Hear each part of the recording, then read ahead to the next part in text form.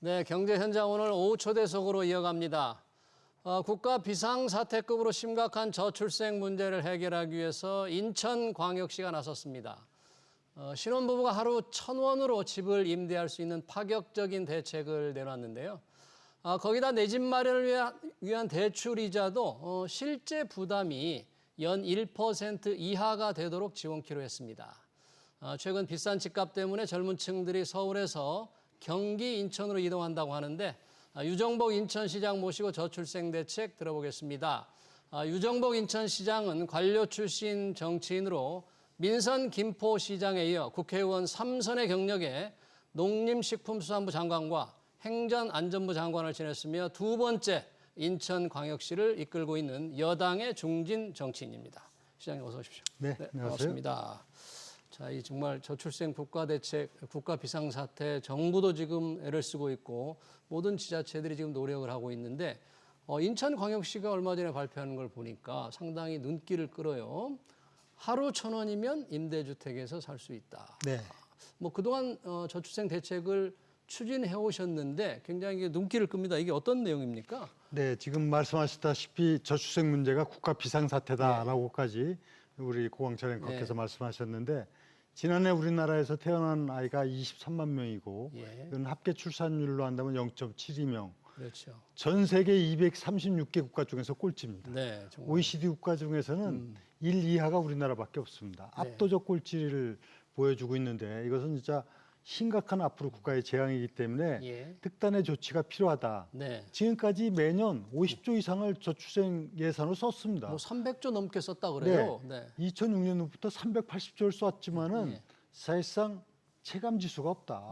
그러면 뭔가 정책적 전환이 필요하다 해서 인천시에서는 보다 더 시민 체감형 정책으로 만들어서 발표를 했는데 뭐 주택 문제를 말씀하셨지만 잠깐 지난번에 말씀한 1억 플러스 아이드림을 먼저 말씀드리면은 1억 플러스 아이드림. 예, 아이가 뭐 인천의 아이입니까? 인천의 아이 다 됩니다. 아이의 아이도 인천의 되고. 아이도 되고요. 예, 그래서 이제 임산부가 태아 때부터 성장 전 단계, 즉 고3 때까지 그 전 단계에 걸쳐서 총 1억 원을 누구나 지급받는 이런 제도가 이제 1억 플러스 아이들입니다. 인천에서 18세까지요? 예, 18세까지요. 총 1억의 지원. 총 1억 원을 지원. 지금도 사실은 7,200만 원을 받고 있습니다. 국가가 지원하는 체감 거죠? 지수가 없는 거죠. 지금 말씀하신 7,200만 원이라는 것은 국가와 또 지방정부가 함께 매칭을 해서 지원하고 있는 부분이고 이번에 순수하게 인천이 1인당 2,800만 원을 더해서 1억을 지급하는 제도로 지난해 이제 정부하고 협의를 다 마쳤고 다음 달부터 시행에 들어갑니다. 어떤 내용입니까? 2,800만 원 한다는 게. 임신을 하게 되면 그 임산부에 대한 교통비 지원 50만 원부터 시작해서 첫 만남 지원금, 출생 시에 지원금, 그다음에 0세 1세 때는 부모 급여라고 그래갖고 매월 100만 원, 한 세 때 50만 원, 그리고 1세부터 7세까지 지금 10만 원 주던 걸 20만 원. 그리고 이제 특이한 게 지금 아동 수당도 있지만 거기에 좀 더 얹어주는 거죠. 그다음에 8세부터 18세까지는 없던 제도인데 매월 15만 원. 이렇게 하면은 18세까지 해서 1억이 됩니다. 이것이 이제 1억 플러스 아이드림 정책이고. 그렇군요. 이번에 1억 이제 플러스 아이드림. 네. 이번에 주택 관련해서 주택 문제가 사실 또 심각하거든요. 그러니까. 결국은 결혼해서 살려고 그러면 어딘가는 집을 뭐 임대를 하던 뭐 매입을 하던 살아야 될 거 아닙니까? 그런 집 부담 때문에 또 결혼도 안 하고 아이도 안 낳으니까. 그런데 지금 현재 인천을 기준으로 할 때 민간 주택을 전세 임대로 살려고 하면은 평균적으로 보니까 한 76만 원 들어갑니다. 매월. 월세가. 임대료가.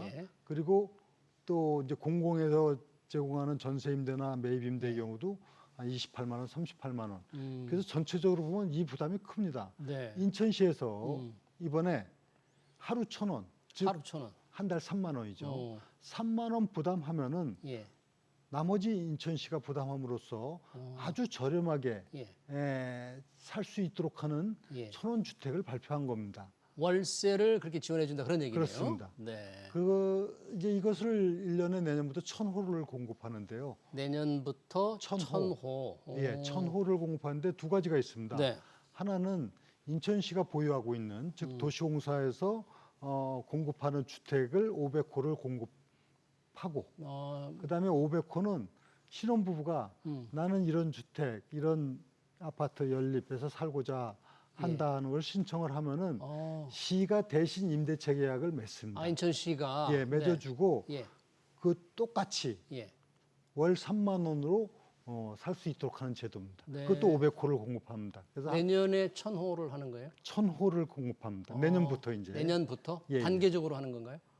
매년 1000호씩 앞으로 공급한다. 매년? 그래서 매년. 오. 예, 예. 그러니까 인천시가 가지고 있는 임대주택을 활용하거나 네네. 또 민간주택을 활용하거나. 예. 민간주택을 자기가 신혼부부가 조금 네네. 원하는 곳에 그러네요. 혹시 뭐 기준 나이 또는 뭐 소득 기준 같은 거 좀 있습니까? 당연히 있죠. 네. 그거는 이제 우선순위가 무자녀 또 이제 우선 예비 신혼부부나 결혼 7년 차 이하를 결혼 7년차 대상으로 해서 대상으로 해서 이제 공급 주택도 60제곱미터 이하는 무자녀의 경우, 1자녀구는 75제곱미터 이하, 조금 크게. 2자녀는 85제곱미터 이하 이렇게 네. 하고 신청을 받으면은 예. 이 자격 요건에 의해서 이제 공급을 하게 되는 것이죠. 혹시 신청자가 너무 많으면 어떡하죠? 1년에 인천에서 결혼하는 부부가 한 11,000쌍이 됩니다. 11,000쌍? 11,000쌍이 되는데 여기는 다양하지 않겠습니까? 자기 집이 마련된 사람도 있을 거고 그렇죠. 또 기타 여러 요인이 있는데 대략적으로 처음에 임대 전세주택을 살고자 하는 사람 수요를 생각해 볼 때 뭐 완전히 다 공급은 안 됐지만 네. 상당수 소화가 가능한 것이고 또 이게 1년 차, 2년 차가 이렇게 늘어나기 때문에 아마 정책의 실효성이 굉장히 큰 거로 보고 있습니다. 그 천원주택이라고 하니까 이렇게 귀가 쫑긋하더라고요. 그렇지 않습니까? 예. 이 체감 지수가 높은 거죠. 체감 지수. 또 실질적으로 굉장히 실제 주거 부담을 완화시켜주는 그런 효과를 가져오는 것이죠. 네, 그러네요. 보통 월세 한 5%, 한 6% 정도밖에 안 내는 셈이네요, 결과적으로는. 그렇습니다. 네, 월 3만 원 정도만 예, 내면 예. 되니까. 민간주택 기준으로 4% 내는 정도. 4%밖에 76만 원 기준으로 할 때. 그러네요.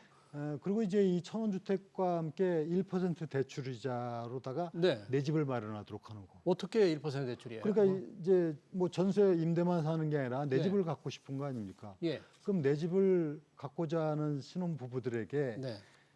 가장 큰 부담이 되는 것이 대부분은 이제 은행 대출이자를 통해서 이걸 그럼요. 돈 빌려야만 부담을 되니까. 갖고 있는데 은행 대출이자가 지금 민간 이제 보통 4, 5%가 되고 그렇습니다. 신생아 드림 그 특례 대출이 있습니다. 예, 정부에서 하는 거. 예, 예. 네. 이게 1.6%에서 3.3%인데 예. 인천시에서 1% 수준으로 낮춰서 나머지 2차 이자를 보전해 주는 것이죠. 그러면 이게 1%만 갖고 예. 이제 내 집을 마련할 수 있기 때문에 이건 신혼부부들 입장에서는 굉장히 획기적인 네. 주택 마련에 도움이 되는 네. 정책이 됩니다. 그러니까 집을 사기 위해서 돈을 빌릴 때 실질적 이자 부담이 연 1% 이하가 되도록 네, 시가 좀 지원해 1%에 맞추는 꼭 일치는 안 됩니다. 아니지만, 왜냐하면 이 금리의 뭐 변동성이 있기 때문에. 네. 굉장히 참 귀가 쫑긋하는 그런 좋은 대책인데 임대주택도 이렇게 500만 원, 50만 원, 500호 하는 거 또 1,000원으로 또 이런 주택인데 이게 다 시에 돈이 많이 들어가잖아요. 그렇습니다. 예산은 그러니까, 충분합니까? 네, 이런 정책을 할 때 당연히 예산이 예. 뒷받침되지 않는 정책은 그건 허구죠. 예. 그래서 이미 충분히 다 검토를 했고 인천시 예산 재정 현실로는 예. 무리가 없다. 다시 감당할 수 말씀드리면은 천원주택은 네. 이렇게 하고 1,000호를 공급하는데 네. 내년도에 36억 원이 들어갑니다. 36억 원. 1% 대출이자를 지원하는 건 64억이 들어갑니다. 네. 그러면 100억 원이 들어가게 되죠. 근데 내년에 첫 시행이기 때문에 그 다음에는 또 100억보다는 조금 줍니다. 왜냐하면 거기에 빠져나가는 사람들이 있고 이사 가는 사람도 있고 그러니까 약간 감소는 있지만은 예. 대략적으로 설계를 다 해보면은 앞으로 5년 동안에 한 1,200억 정도가 5년 기준으로 할 때 들어가는데 인천시 예산이 금년에 15조 6천억 원입니다. 그렇게 커요. 예, 15조. 근데 100억이면은 0.1%가 되지 않습니다. 그러네요. 그래서 재정 운영에 무리가 없으면서 예. 그러나 그야말로 체감 지수는 높은 네. 그런 정책의 실효성이 있다고 볼 수 있는 거죠. 혹시 뭐 중앙정부에서 왜 인천시만 이렇게 지원하느냐 이런 뭐 얘기가 혹시 없습니까? 그런 건? 우리가 인천에서 선제적으로 이렇게 하고 중앙정부하고 협의를 해가는 과정에 사실상 굉장히 호응도를 인정을 하고 정부의 정책 전환을 촉구하는 겁니다. 지난번에 1억 플러스 아이드림 정책을 발표하면서도 이래서 이건 특단의 비상 상황이라고 생각하고 대처를 해야 된다. 네. 그래서 정부의 인구 대응 관련한 부처를 두고 또 대통령실에 수석제를 둬야 된다. 정부에서 다 받아들였지 않습니까? 예. 정부 정책을 인천시가 주도해서 사실 끌어간다는 우리는 이제 긍지를 갖고 있는데 네. 이거는 협의 문제 이전에 지금까지 하고 있는 부분에 뭐가 문제가 있는지를 진단해서 네. 실효성 있는 체감 지수 높은 예. 이런 정책으로 우리가 발표를 네. 하는 것이고 대체적으로 이에 대해서는 지금 어떤 뭐 이걸 비판하거나 부정적으로 얘기할 그래요? 수 있는 게 현재까지는 없다. 오히려 이런 1억 플러스 아이템이라든지 천원 주택에 대해서 다른 지자체가 상당히 부러워하겠는데요. 들어보면. 불어도 불어지만 이게 어떻게 어떻게 하나? 추진하는 거냐고 문의가 쇄도하고 있고 많이 물어봐요. 잘 설명을 해주고 있고 예. 특히 이제 당사자들 네. 신혼부부나 예비 신혼부부들이 문의가 계속 쇄도하고 있어서 자기가 해당이 되느냐, 예. 어떻게 받을 수 있느냐, 그렇습니다. 조건이 뭐냐 이런 그래서 거를 뭐 심지어는 이사 가자 인천으로 이런 인천으로. 네. 서울 집값도 비싸니까 뭐 좀 인천으로 많이 가면 인천시가 마련한 이런 주택 대책에서 좀 많이 지원을 받겠네요. 저출생 대책 정말 뭔가 조금이라도 네. 효과가 좀 있기를 기대해 봅니다. 왜냐하면 뭐 그동안 아까 말씀하신 국가 비상사태니까 네. 돈을 좀 더 써서라도 대책을 마련해야 되는데 그런 면에서 조금 선구자적 역할을 하고 계시네요. 주택 관련만이 아니고 또 인천시가 여러 가지 일을 하던데 세계적인 자동차 경주대 F1 그랑프리를 뭐 유치하려고 지금 열심히 준비를 많이 하고 있다면서요. 이게 계획이 어떻게 되는 겁니까, 이 준비가? F1 그랑프리는 이게 세계 3대 스포츠라고 일컬어지고 있습니다. 지금 이제 올림픽이 파리에서 열리지 않습니까? 네. 월드컵과 함께. 이게 실질적으로 이 F1을 찾는 관광객이나 또 이 시청을 하는 그 세계 인구를 볼 때 이렇게 굉장히 흥행성이 높은 스포츠 경주인데 이것을 이번에 아시아권의 하나를 지역을 정하려고 하고 있습니다. 아시아권에서 인천이 나선 건데 인천이 한마디로 말씀드리면 최적의 여건을 갖고 있다고 생각을 하고 있거든요. 이거는 뭐냐면 이 F1 그랑프리가 경기장에서 하는 게 있고 도심에서 하는 게 있습니다. 이게 영암에서 한 건 경기장 서킷이죠. 예, 전라도 영암에서 상당히 그때 조금 뭐 했지만 어떻게 보면 여러 가지 굉장히 성공하지 못했죠. 그렇죠. 문제를 남겼는데. 근데 이것은 도심 서킷입니다. 도심. 네, 도심 서킷인데 그렇다고 서울 한복판에서 인천 시내 한복판에서 할 수 없지 않습니까? 그래서 이 조건을 맞추려면은 송도나 영종, 청라와 같이 도심 외곽이면서도 도심이면서도 이 경주를 하는데 무리가 없는 지역이어야 되는데 이것이 최적지다 이런 생각을 갖고 F1 측에서 판단을 하고 있는데 지금도 진행 중이기 때문에 제가 좀 경쟁 도시가 좀 있겠네요. 그렇습니다. 그렇죠? 지금 태국이나 필리핀이나 뭐 말레이시아의 아시아 국가들이 지금 경쟁에 나서고 있는데 진행형이기 때문에 하여튼 최선을 다하고 있습니다. 보통의 경우에 아까 지금 전라도 영암 이 말씀을 해주셨는데 뭐 지자체장들이 조금 재임 중에 좀 생색을 내기 위해서 이런 큰 행사를 치렀다가 나중에 후유증이 있는데 혹시 그런 비판 좀 없어요? 저는 그런 생각을 갖고 있지 않습니다. 이를 통해서 어떻게 인천이 또 대한민국이 건강하게 미래의 경쟁력을 갖출 수 있느냐 이 부분을 갖고 하는 것이지 제가 뭐 임기 중에 이걸 하겠다고 하는 생각조차도 없습니다. 뭐 임기 중에 할 수도 있겠지만은 저는 임기를 떠나서 인천이 미래로 가는데 미래 성장 동력을 찾는다면 또 이것은 대한민국의 문제이기 때문에 이런 2030년까지 국제 스포츠가 우리나라가 없습니다. 2030년까지 없습니다. 하나도. 네.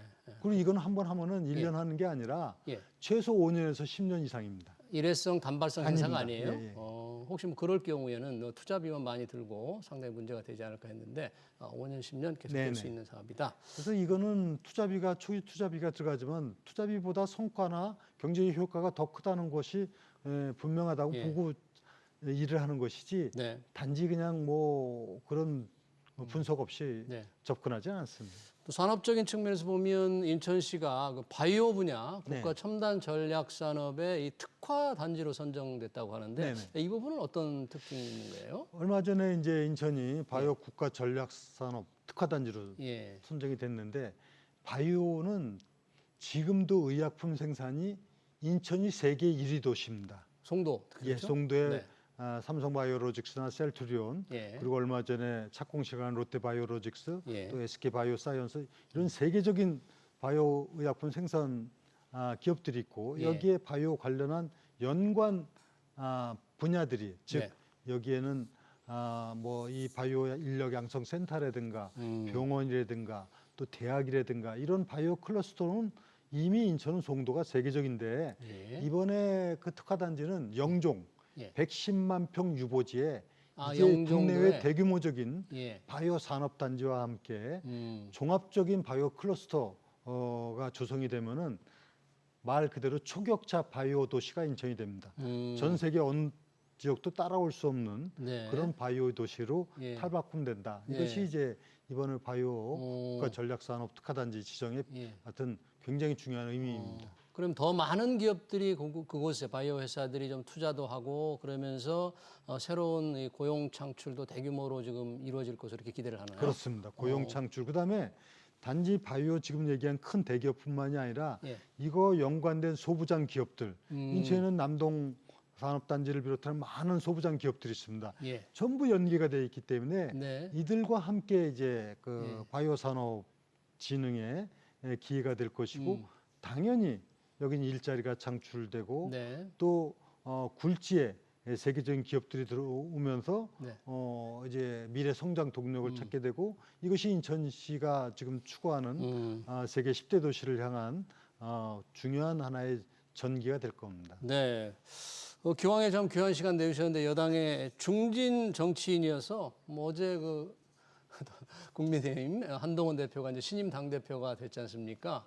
원외 당 대표로서 상당히 이제 이끌어가는데 뭐 어떤 어려움도 좀 있을 텐데 좀 국민의힘이 좀 제대로 당을 잘 이끌어갈 수 있는 뭔가 좀 조언이랄까 아니면 바람 어떻게 했으면 좋겠다 그런 게 좀 있습니다. 네, 이번에 전당대회를 보면서 뭐 이게 분당대회다, 최악의 대회다, 뭐 여러 가지 네, 평가도 받고 그렇죠. 이런 상황이 있었던 예. 거 사실입니다. 예. 제가 오죽하면 예. 정신 차려라 이런 얘기도 하고 정신 좀 그랬는데 차려야 돼. 예, 그러나 제가 걱정하는 거는 전당대회는 치러졌습니다. 대표는 선출됐습니다. 지금부터가 진짜 문제입니다. 그래서 전당대회 이유가 문제다 하는 네. 거를 제가 지적을 해왔고 네. 오늘 아침에 제가 페이스북에 글을 올렸습니다. 네. 이제 정말 더 정신 차리고 우리가 잘해야만 된다. 그래서 이 거대 야당을 상대하는 집권 여당으로서의 정치적인 입지를 분명히 하고 네. 당원과 국민에게 희망을 줘야 된다. 그런 얘기를 제가 하면서 네. 우선 첫째는 그래도 당정 이게 원팀이 돼가지고 대통령과 당 대표가 네. 같이 호흡을 하는 이 관계를 정립을 해야 됩니다. 네. 이렇게 해야만이 윤석열 정부가 성공하고 이를 바탕으로 해서 여당이 힘을 발휘할 수 있다. 네. 그리고 뭐 각종 현안에 대해서는 조금 더 국민이 눈높이에서 변화되는 모습이 필요하다. 그리고 이제 지금 야당이 얼마나 지금 거대 야당에다가 네, 그렇죠. 또 입법 폭출을 예. 하고 있지 않습니까? 여기에 대응할 수 있는 전략을 마련하고 강력한 실천을 해야 된다. 이래서 국민들의 사랑받는 당이 되기를 진짜 간절히 바라고 있습니다. 네, 알겠습니다. 저출생 대책으로 파격적인 저출생 대책으로 인천에 새로운 바람을 일으키고 있는 유정복 인천광역시장이었습니다. 시장님 귀한 시간 고맙습니다. 네, 감사합니다.